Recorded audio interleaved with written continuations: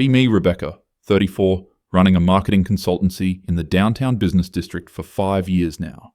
Built this company from nothing after leaving my corporate job where I watched mediocre men get promoted over talented women again and again. Started with just me and 2 contractors, now have 15 full-time employees.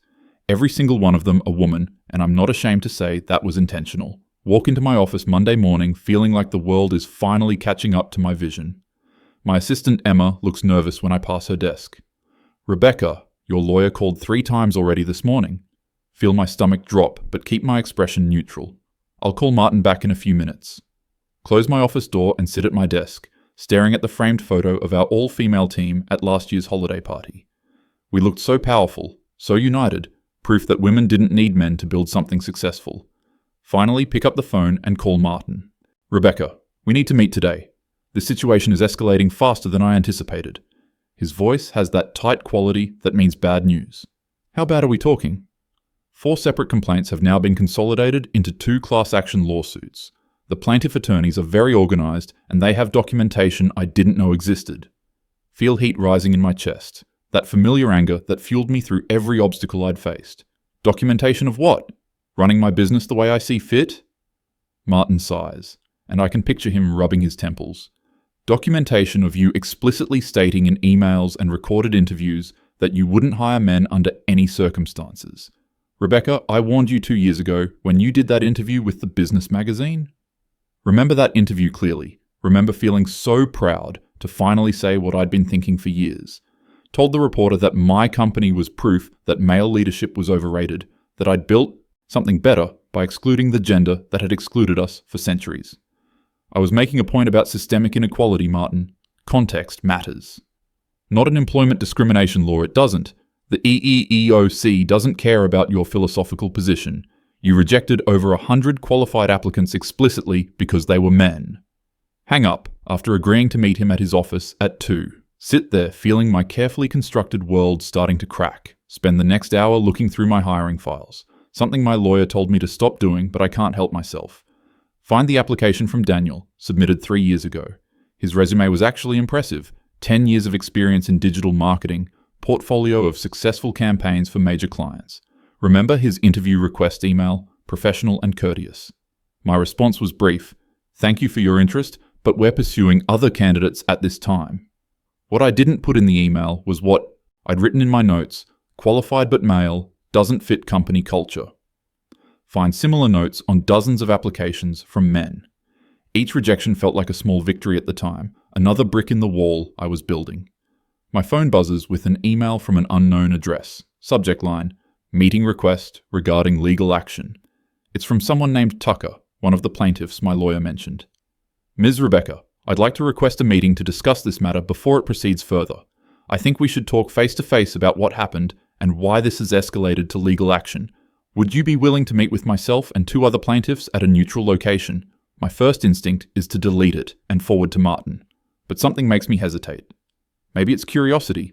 Maybe it's the part of me that still believes I can explain my position and make them understand. Against my better judgment, I respond, I'll meet with you tomorrow, 10 a.m. at the Cert Mars coffee shop on 5th and Madison. Immediately forward the exchange to Martin, who calls within minutes. Rebecca, absolutely not. Do not meet with these men without me present. Anything you say can and will be used against you. I need to face this, Martin. I need them to hear my side. Your side is legally indefensible. You discriminated based on gender. That's not a matter of perspective. 1 meeting. I'll be careful. He tries to argue, but eventually gives up, insisting he'll be there. Spend the rest of the day distracted, reviewing campaign proposals from my team without really seeing them. Jessica, my creative director, knocks on my door around 4. Rebecca, can we talk? The team is worried. Gesture for her to sit.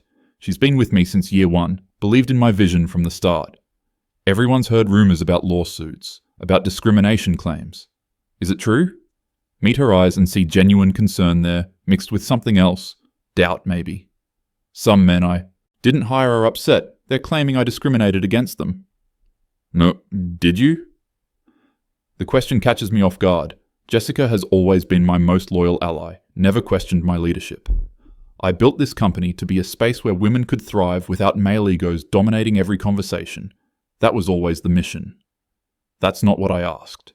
Stare at her for a long moment. I hired the best people for our culture, all of whom happen to be women. She nods slowly, but I can see she's not convinced. The team is scared, Rebecca. If this company goes under, we all lose our jobs. Whatever point you were trying to make, was it worth that? Feel anger flashing through me. You, of all people, should understand. You were stuck in that corporate hellhole before I hired you, watching less qualified men get the opportunities you deserved. I was, and I'm grateful you gave me a chance. But Rebecca, some of those applicants we rejected, I reviewed a few of their portfolios when I was helping with hiring last year. Some of them were really good. Whose side are you on? Regret the words as soon as they leave my mouth. Jessica stands up, her expression hardening. I'm on the side of keeping my job and feeding my family. I'm not sure you're thinking about what this means for the rest of us. She leaves without another word. Sit alone in my office as the sky outside darkens. Drive home to my apartment, pour a glass of wine, sit on my couch, staring at nothing. Think about the early days, when it was just me fighting to prove something. Every rejection letter I'd received when I was younger, every meeting where men talked over me, every promotion that went to someone less qualified. Building this company was supposed to be my answer to all of that, proof that we didn't need them, that we were better off without them. Fall asleep on the couch, still in my work clothes.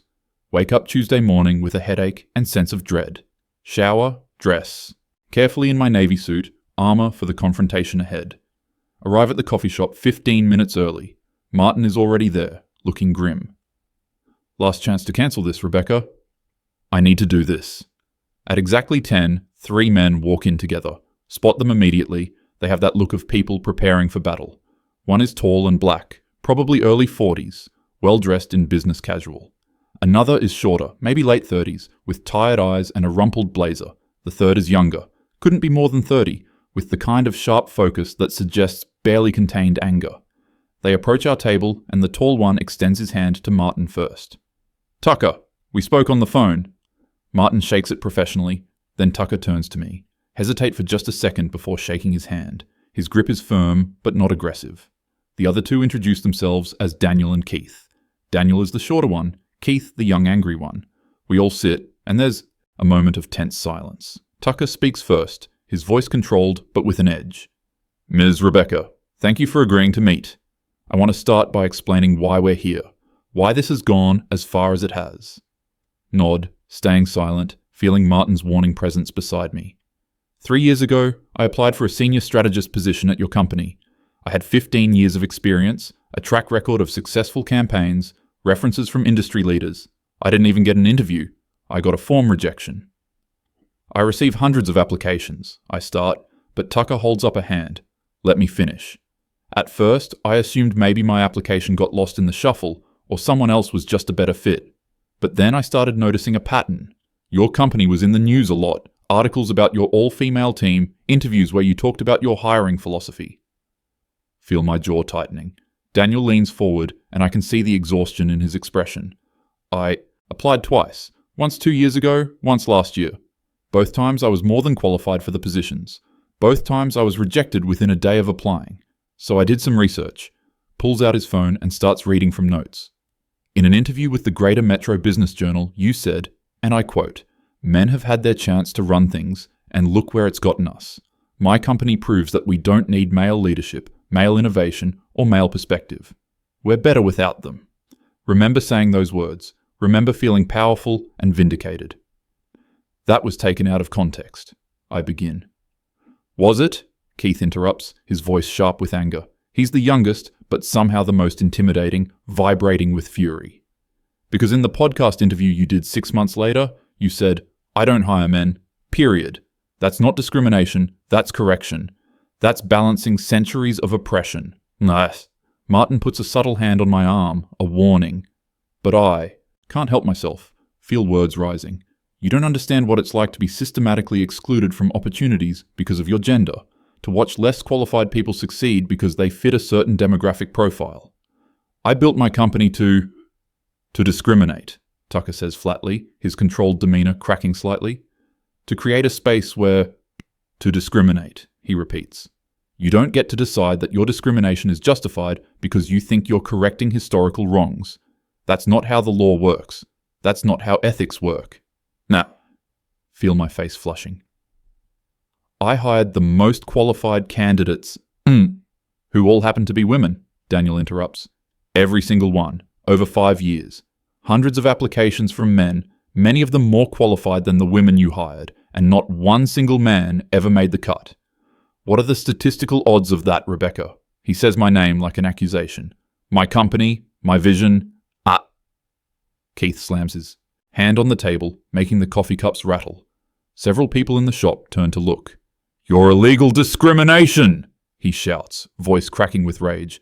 Do you have any idea what it's like to be rejected because of something you can't control? To be told that no matter how hard you work, how qualified you are, you'll never even be considered because of your gender? Martin tries to intervene. Gentlemen, let's keep this civil. Civil. Keith's laugh is bitter. I was civil when I applied for a junior position at her company. A junior position. I had the exact experience listed in the job description. I had a portfolio that matched every requirement. I wrote a thoughtful cover letter. And you know what I got? An automated rejection email the same day I applied. He's standing now, leaning over the table, eyes blazing. I was graduating with student loans I'm still drowning in. I applied to 40 companies that month. Yours was the only one that rejected me without even a phone screening, so I called to ask for feedback. You know what your assistant told me? Feel my heart pounding. She said, and I recorded this call, we're focused on building a diverse team of women in marketing. Just women. No men need apply, apparently. Sink back in my chair slightly. Tucker's voice cuts through, colder now. I have a daughter, Rebecca. She's 12. You want to know what I tell her about fairness and equality? How do I explain to her that discrimination is wrong when people like you practice it openly and call it justice? That's not fair. What's not fair? Daniel's voice is rising now too. What's not fair is that I got laid off during the recession, struggled for 8 months to find work, finally saw your job posting that matched my skills perfectly, and got rejected because I have a Y chromosome. What's not fair is that I had to explain to my wife why I couldn't get an interview at a company where I was objectively qualified. His voice breaks, slightly. What's not fair is that I started doubting myself, wondering if I was really as good as I thought I was, if maybe I deserved to be unemployed, until I realized it had nothing to do with my qualifications and everything to do with your prejudice. It's not prejudice when what? Tucker interrupts. When it's against men? When you decide that one group deserves to be excluded because you think they've had advantages? Rebecca, I'm a black man in America. Don't lecture me about systemic disadvantages. But you know what I don't do? I don't discriminate against white people in revenge. I don't exclude people from opportunities because of their race or gender, because that's wrong. It's always wrong. Feel tears starting to sting my eyes, but I'm not sure if they're from shame or anger. You don't understand the bigger picture. The bigger picture. Keith is pacing now, hands shaking. Let me tell you about the bigger picture. After you rejected me, I spent 6 more months unemployed. I lost my apartment. I had to move back in with my parents at 27 years old. I fell into depression. I started therapy, all while watching your company get praised in business magazines for your innovative approach to gender equality. He stops, faces me directly. Your innovative approach destroyed 6 months of my life. And for what? To make a political statement? To prove some ideological point? Martin tries again. I think we should... No, Tucker says firmly. She needs to hear this. All of it. Because I don't think she understands what she's done. Turns his full attention to me. I've worked in marketing for 15 years. I've mentored young professionals, half of them women. I've advocated for pay equity. I've called out sexism in meetings. I've tried to be part of the solution. And then people like you come along and use legitimate grievances about gender discrimination to justify gender discrimination. His voice is shaking with controlled fury. You've set back actual progress. You've given ammunition to every man who claims that equality movements are really about revenge. You've made it harder for women who face real discrimination to be taken seriously. Because now there's this perfect example of a woman who admitted, proudly, to excluding men simply for being men. Daniel pulls out a folder, spreads documents across the table. These are the applications from men your company received over 5 years. I got them through Discovery. 73 applications for positions you eventually filled with women. Want to know how many of these men got interviews? 0. Want to know how many had qualifications that met or exceeded your stated requirements? 61. He's pointing at specific applications now. voice getting louder. This guy had a master's degree from a top program and 10 years of experience, rejected in one day. This guy had awards for his creative work and perfect references, rejected in 2 days. This guy was an internal referral from one of your own clients, rejected before you even reviewed his portfolio. Pick up one of the applications, hands trembling. It's from someone named Trevor, applied 2 years ago for an account manager position. His resume is genuinely impressive, exactly what we needed at the time. Remember hiring Sarah instead? She was good, but had only 3 years of experience to Trevor's 8. I was building a specific culture. Based on illegal discrimination, Keith shouts. You keep saying that like it justifies anything. You can't build a culture by excluding an entire gender. That's not progressive, that's not feminist, that's not justice. That's just discrimination with a different target. He's red in the face now, veins standing out on his neck. And you were so smug about it, so proud, giving interviews about how men weren't necessary, how your all-female team was superior, how you were showing the world what real excellence looked like. Tucker stands up, and suddenly his controlled demeanor cracks completely. Do you know what the worst part is? The absolute worst part?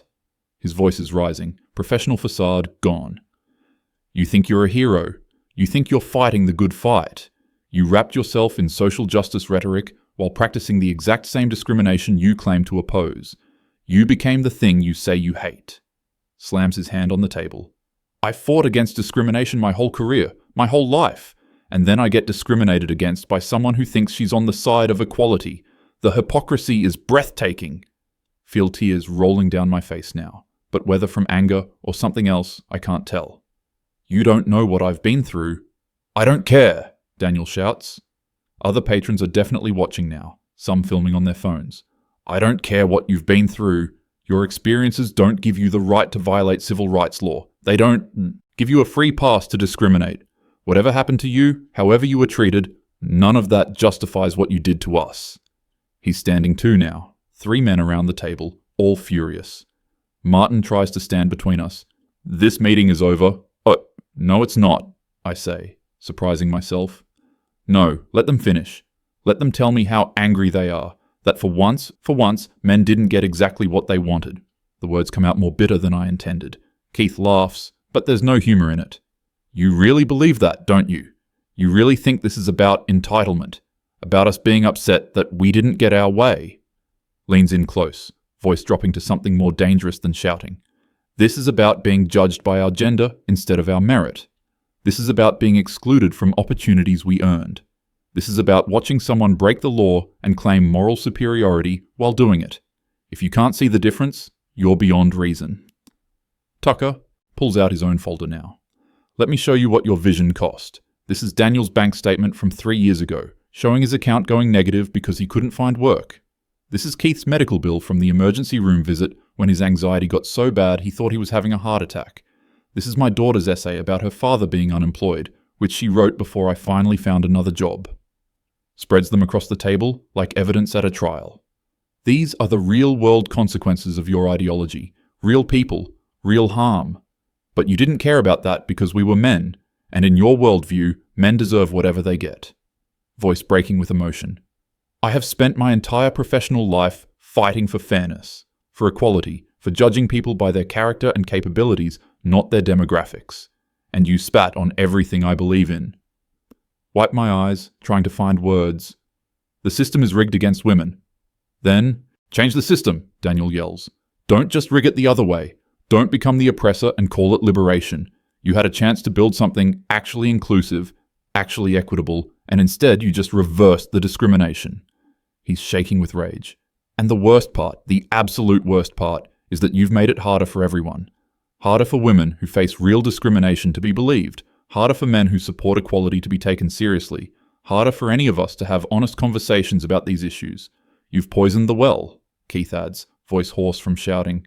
My sister is a software engineer. She faces real sexism at her job, real discrimination, and now when she files complaints, you know what they say?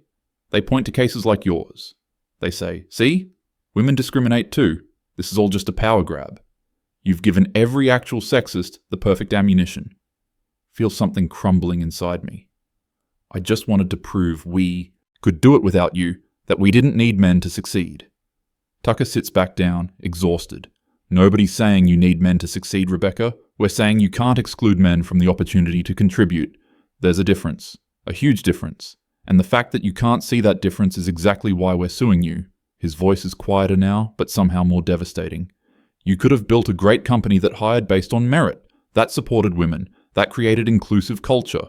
Instead, you built a company based on discrimination and wrapped it in progressive language. And now it's all coming down.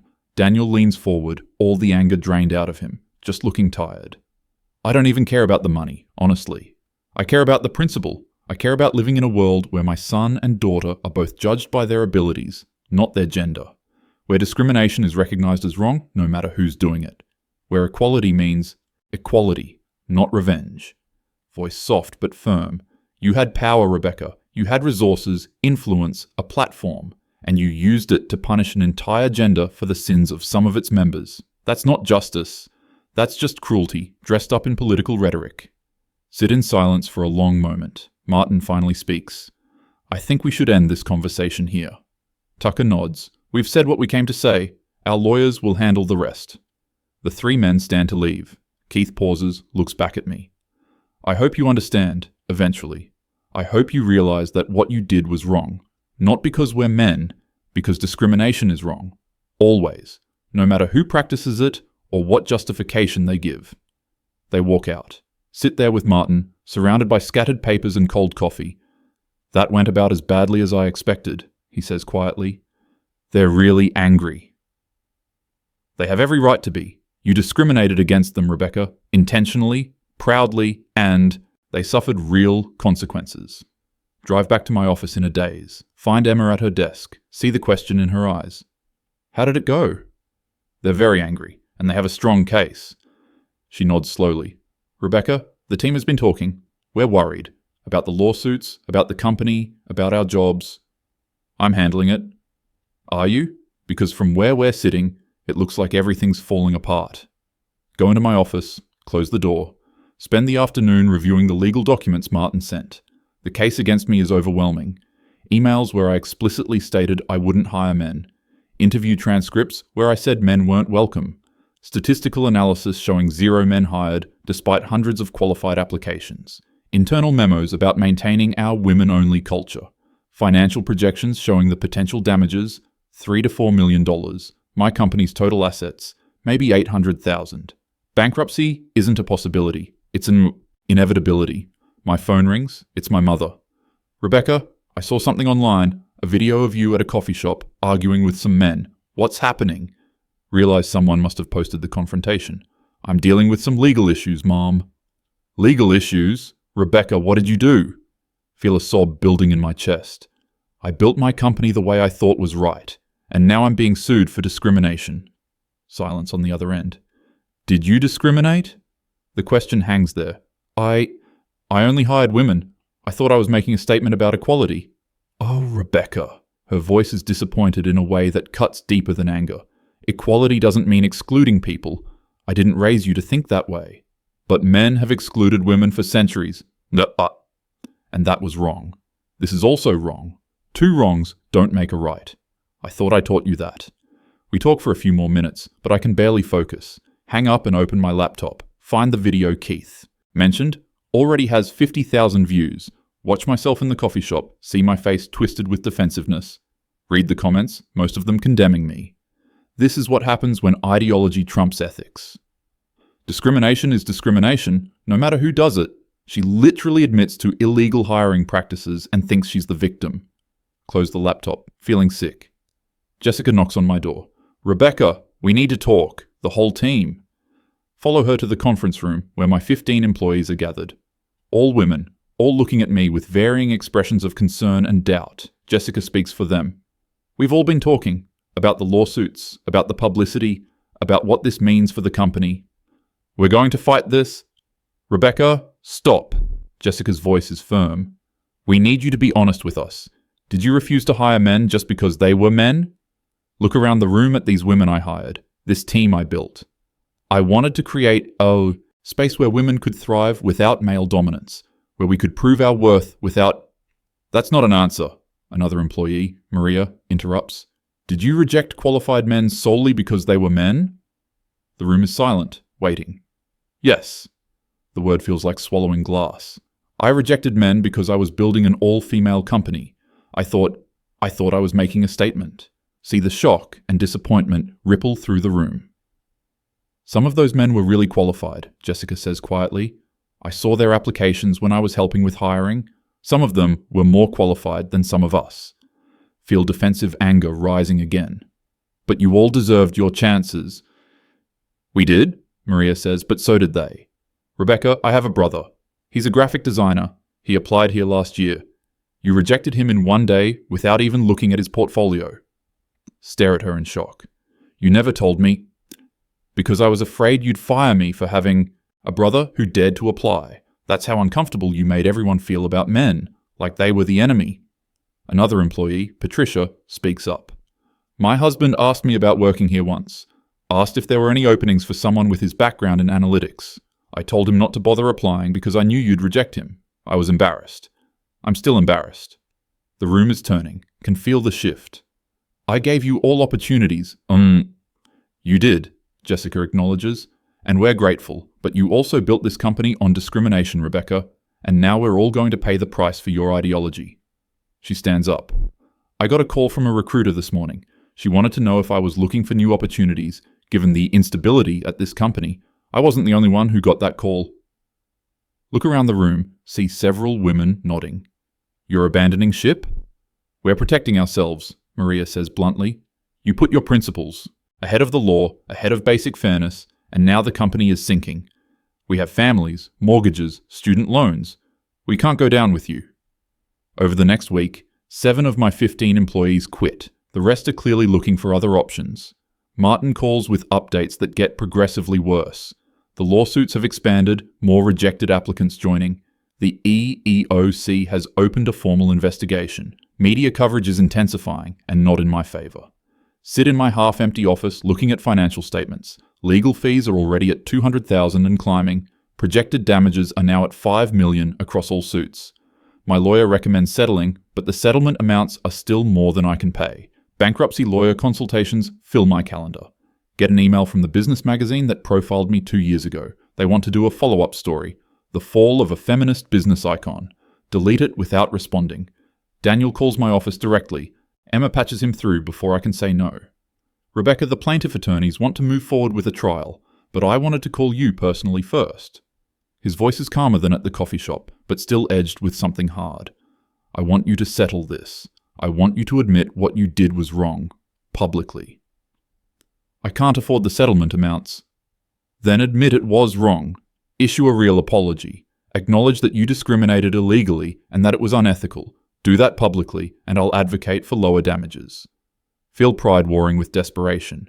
If I do that, I'm admitting liability. Martin says, You are liable, Rebecca. You broke the law. You discriminated. The only question now is whether you're going to take responsibility or keep hiding behind rhetoric. Silence stretches between us. I thought I was doing the right thing, I say quietly. That's what makes it worse, he responds. You're educated. You're smart. You had to know discrimination. It was illegal. But you did it anyway because you thought your reasons were noble. That's not ignorance. That's arrogance. He's right, and I know it. Feel it in my bones. If I apologize, if I admit I was wrong, everything I built was based on that principle. It all becomes meaningless. It was already meaningless, Rebecca. You can't build something meaningful on discrimination, no matter how you justify it. Hang up. Sit in the growing darkness of my office. Think about the last 5 years, everything I worked for. Remember the pride I felt every time I rejected a male applicant, every time I hired another woman. Remember thinking I was striking a blow against patriarchy, against systemic inequality. Remember feeling righteous and powerful. Now see it differently, through their eyes. Tucker, 15 years of experience, rejected without consideration. Daniel, struggling to support his family, turned away without a chance. Keith, drowning in anxiety and debt, excluded for his gender. Dozens more, all of them real people with real lives, real consequences. Feel shame washing over me, finally, truly. Call Martin, tell him I want to settle. Whatever they want, whatever I have to do. I'll admit what I did, I'll apologize. He's silent for a moment. Are you sure? Once you admit liability publicly, there's no walking it back. I'm sure. Over the next month, negotiations happen. Agree to a settlement that will bankrupt the company and leave me personally in debt for years. Agree to a public statement admitting I discriminated illegally. Agree to never own or operate a business in this state again. The day I sign the settlement, stand outside the lawyer's office. Tucker, Daniel, and Keith are there with their attorneys. We don't speak, just acknowledge each other with nods. They look relieved, vindicated. I just feel empty. The company closes 6 weeks later. Help my remaining employees find new positions, write references, make calls. Several of them won't speak to me. Jessica does. One last conversation in the empty office. I learned a lot working here, Rebecca. You taught me to be confident, to value my skills, to demand respect. Pause. But you also taught me what not to do, how ideology can blind you to your own wrongs, how good intentions don't excuse bad actions. She hugs me briefly, then leaves. Sit alone in the empty office space, everything packed up or sold. Think about the statement I'm releasing tomorrow, admitting my discrimination. Think about the business magazine article that will run next week. Think about starting over, if that's even possible. Mostly, think about those 3 men in the coffee shop. Their anger was justified. Their pain was real. Their lawsuit was right. I discriminated, illegally and unethically. Told myself I was fighting inequality while practicing it. Convinced myself that discrimination was acceptable when I was doing it. Became the thing I claimed to oppose. Stand up, take one last look. Around the empty office. Turn off the lights. Walk out the door. Everything I built, gone. Brought down not by men trying to oppress me, but by my own arrogance, my own discrimination, my own failure to see that equality can't be built on exclusion. The story I told myself was that I was a hero fighting the good fight. The truth is, I was just someone who broke the law and hurt people, and called it justice. Drive home through the city, seeing my reflection in the dark window, barely recognize the person looking back. Tomorrow, the public statement releases. Tomorrow, everyone will know exactly what I did. Tomorrow, I start living with the consequences. But tonight, sitting in my apartment surrounded by boxes, finally understand. Understand what Tucker meant about becoming what you hate. Understand what Daniel meant about setting back real progress. Understand what Keith meant about discrimination being wrong, no matter who practices it. Understand, finally, too late. My phone buzzes with an email from my bankruptcy attorney. More paperwork to sign. More of the life I built being dismantled. All of it deserved. All of it consequences of my own choices. Sit in the darkness and let that truth settle over me. I thought I was proving women were better than men. Instead, I proved that anyone, regardless of gender, can discriminate. Anyone can rationalize cruelty. Anyone can become the villain in someone else's story. Close my eyes and think about those 73 applications. 73 people I never gave a chance. 73 times I chose ideology over ethics. 73 small acts of discrimination that added up to something indefensible.